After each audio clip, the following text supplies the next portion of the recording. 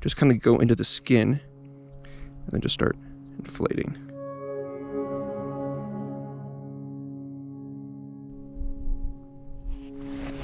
Wait, no, I don't. There we go.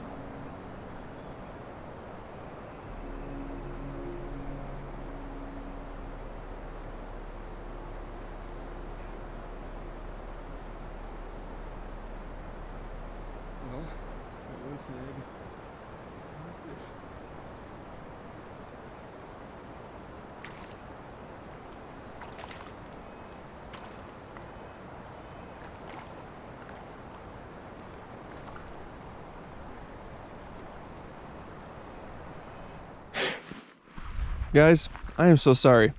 You probably saw that all in the main camera, but I shut off my GoPro thinking I was turning it on. I already had it on. Doofus. I ended up hooking it in the gill. This is the little rainbow trout that we just got on that yellow trout worm with an orange power egg. Look at that guy. I would have normally let this guy go, but because I caught him so early, but like I said, I got him in the gill, so I just bonked him out real quick, and here we go. It's really cool because in this lake they have these beautiful green colors. Rainbow trout are kind of like chameleons. They inherit the characteristics of the lake. And what's great is this water is so cold that it's basically just our natural refrigeration unit. I want to show you guys the temperature. I can't tell Celsius. There we go, Fahrenheit. I'm American. I don't do Celsius. 40 degrees on the dot. Now for inflated nightcrawlers, I'm going to kind of show you what I do. So the first thing we're doing is we're going to thread this hook into the worm, and I like to start closer to the thicker part of the worm, which is considered the head of the worm, and you want to try to get as much of the hook in there before you bring it out on the other end. The hook is kind of slowly disappearing into the worm, but I haven't brought the pointy end out yet. So what I'm going to do, I feel like I've got enough now, and then we're going to bring it out, and we're going to just, it'll look something just like that. And then once you kind of thread it through, I like to, just for safekeeping, I like to then just hook just a little bit of the worm on the very bottom, Just like that. There you go. This part is what you really want to focus on when you start to inflate the worm. This is what's going to hold the most air. So you kind of go right behind the hook, just kind of go into the skin, and then just start inflating. Don't do it too hard or you'll bust him. You can see there's already like a little bubble right there. Now you'll see his head right here isn't inflated. And what I've found is generally when you start right behind the shaft, this part will inflate, but his head won't, and his head is really important to inflate because this is really thick and the air will really stay well. So you want to kind of go, you don't want to pop what you just inflated, so you want to go farther up to the head, stick it in there, and yeah, there we go. Now we're going to work our way down to the other part of the worm, below the hook, and just see how much we can get away with here. There we go. Now is the floating test. Now this is the really important part. Now when we put it in, that worm is floating really well.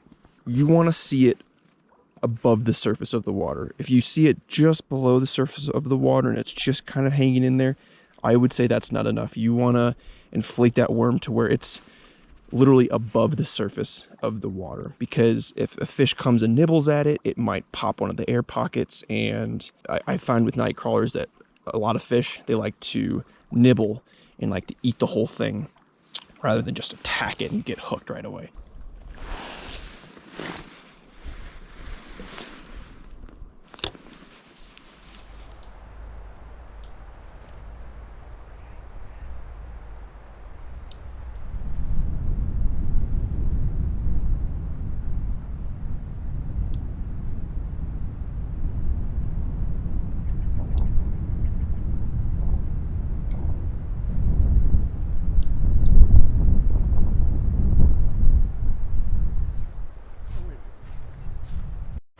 That's fish. I was like, I thought that was the wind. Oh shoot. Oh, I missed him.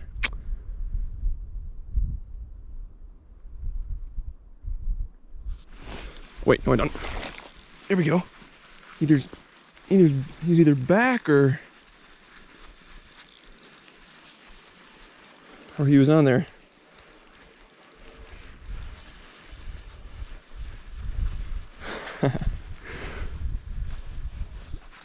Now, guys, I'm telling you, the rainbows are just slaying this color.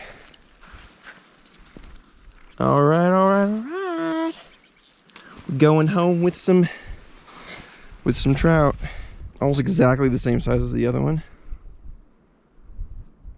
Wow, you're a beautiful little guy.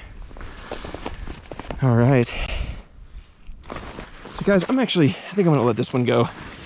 The trout they're biting so well that I feel like I'm gonna get plenty more, and I want to get a little bit bigger one. Get out of here, dude. I don't think I'll regret that at all, because I have footage of, you know, at least pound and a half trout out there.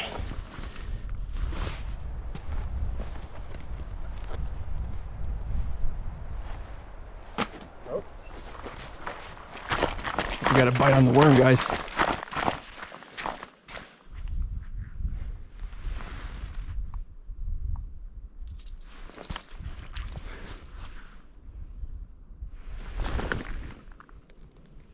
Here's the trick, they like to nibble.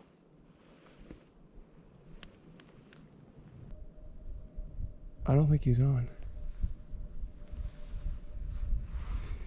I may have not had enough slack. Oh, dang it.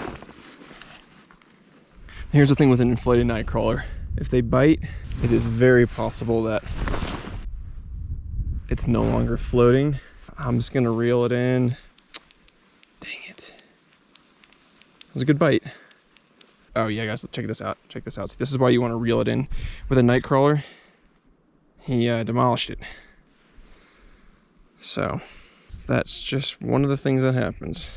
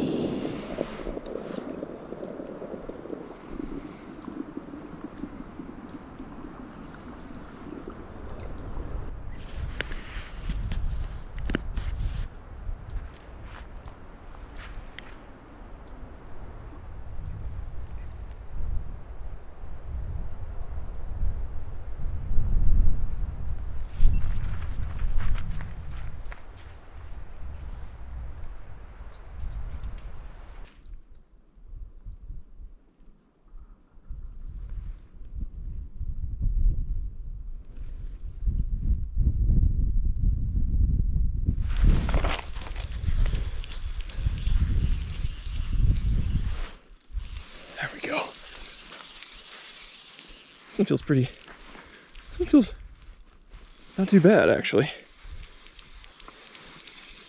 I don't know if I'm also snagged or, no. This one feels pretty good, guys. Oh no, I'm snagged on a bunch of stuff. Okay, never mind. But it's still a keeper rainbow.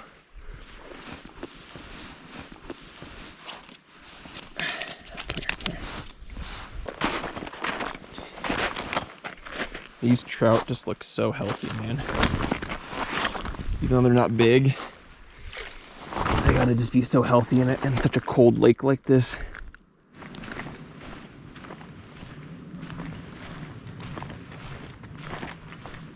Guys, I saw this rod just dip ever so slightly.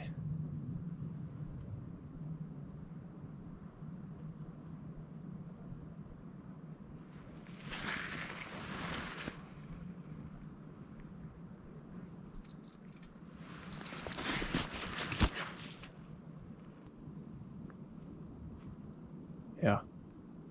Yep. There we go. Oh, that was a really light bite. But I could tell it had it in its mouth. Oh, there you are. Oh, wow. He's just... All right. Alrighty. Guys, I just wanted to get one more. That's a good example, guys, of sometimes the bite is very, very subtle. And these trout have lately been just slamming these trout worms or inflated nightcrawlers, but this guy he was a slow biter. Now, I don't want this trout to suffer, so we're just gonna bonk him out right now. And there's plenty of snow everywhere. I already got my other trout packed in snow, so they're gonna be well preserved. But in order to do this, if you guys don't know, you wanna take something like, I usually use my tweezers, and right at the tip of their snoz, you wanna hit them at least 2 or 3 times. And what that's gonna do, I mean, he's already dead. Those are just nerves. I just do a third one just to be safe.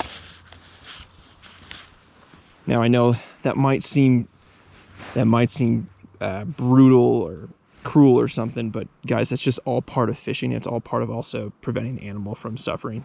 So that's the quickest and most humane way to instantly kill the fish. And as you can see, he's a goner. So now we're gonna just get him on the stringer, pack him in ice. That's why I love fishing in the spring, guys, or even in the winter, because you never have to worry about your fish going bad. Look at those 3 nice trout. That's gonna be a great meal for my wife and I tomorrow night. Heck yeah. So unfortunately, today's underwater footage didn't turn out on this side of the lake, which is where we were fishing. But a day prior, I was fishing on the opposite side of the lake, and I got tons of great footage of rainbows, brookies, and browns. I'll include a link to that video in the description below. But what I'll show you guys now is some additional footage that I got that I didn't include in that episode. So I hope you enjoy.